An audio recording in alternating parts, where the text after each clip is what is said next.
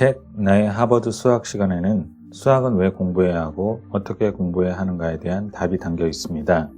수학은 문제를 푸는 것이 아니라 문제를 해결하는 것이라고 말하는 저자의 수학 그리고 우리나라 수학 교육의 문제점을 들어봅시다.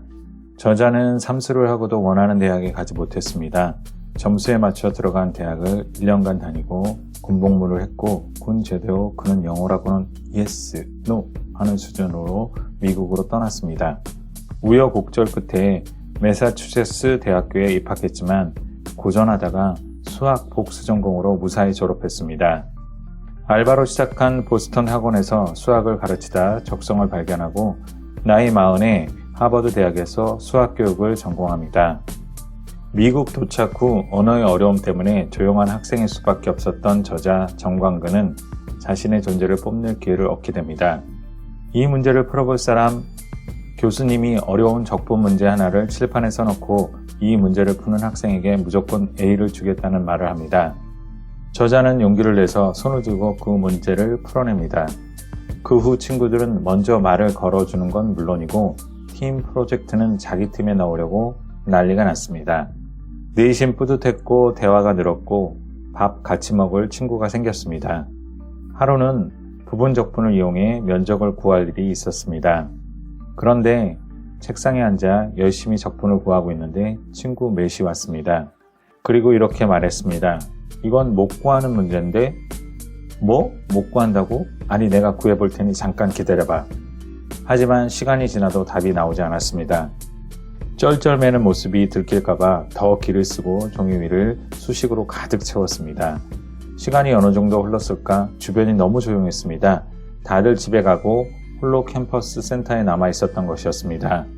어느덧 2시간이 흘렀고 그제서야 맷이 우리 갈게 한번 잘해봐 라고 말했던 것이 기억이 났습니다. 알고 보니 그 문제는 정말 못 푸는 문제였습니다. 나보다 계산이 느리고 문제도 못 풀길래 은근히 한 수 아래로 깔봤던 미국 친구들도 한눈에 못 푸는 문제라고 알아차리던데 훨씬 어렵고 복잡한 문제는 척척 풀어낸 내가 헛짓을 하다니. 한국 시험에는 당연히 정답이 존재하는 문제 카드만 나왔기에 저자는 정답이 없는 문제가 있을 수 있다는 사실과 그런 문제 유형을 알아보는 법을 오랫동안 알지 못했습니다. 다음 문제를 한번 풀어보세요.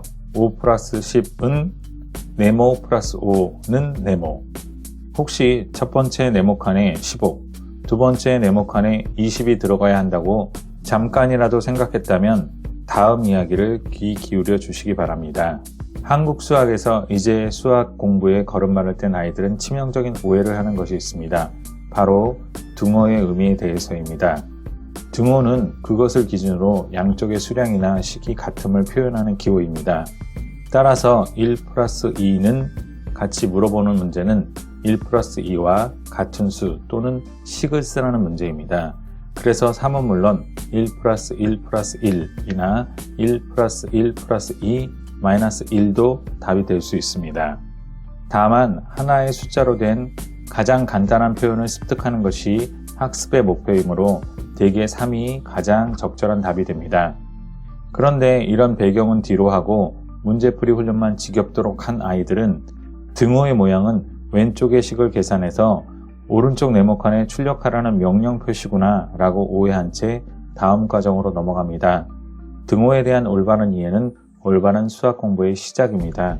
2018년 루마니아 수학 마스터 대회에서 우리나라 학생들이 전체 1등을 포함해 상위권을 설권했습니다.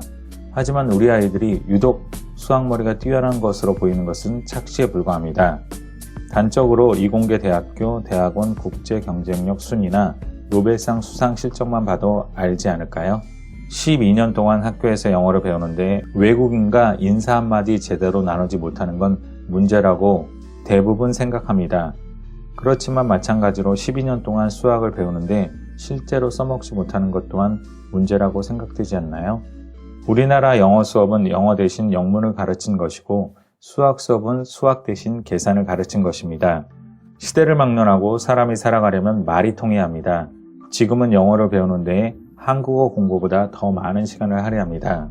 중국어, 스페인어, 구매 잠재력이 큰 나라들의 언어를 배우는 사람들도 늘어나고 있습니다. 이제 낯설면서도 익숙한 언어가 또다시 상용어로 부상하고 있습니다. 바로 수학이라는 언어입니다. 아직까지는 프로그램 코딩 등 일부 영역에서만 기능하고 있는 이 언어는 앞으로 기존 상용어들을 내몰거나 적어도 그것들과 병존하게 될 것입니다.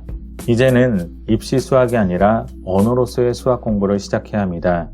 자연이란 책은 수학의 언어로 쓰였다라는 뉴턴의 말을 빌려 저자는 미래는 수학의 언어로 쓰였다라고 말합니다. 과학기술은 우리 삶 전방위로 침투해 있으며 단순한 편의를 제공하는 데 그치지 않고 사회 구조를 결정하고 우리의 욕망을 조작할 정도로 강력합니다.